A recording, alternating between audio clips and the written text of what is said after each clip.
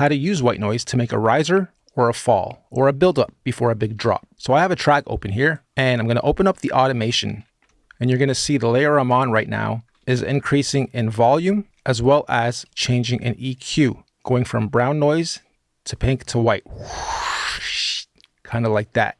I'm going to solo this first so you guys can hear what's happening, and then I'll play the whole song with the drop so you can hear how and why it's used here for a drop.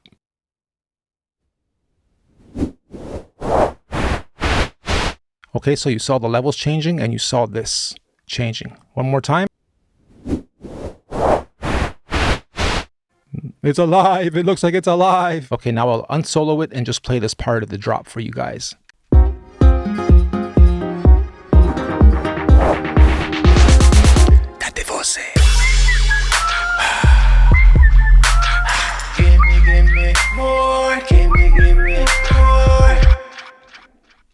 One more time with this open so you can see it happening again and listen to it, and it's complemented with kicks and snares and other stuff rolling along with this before the drop happens to build it up more.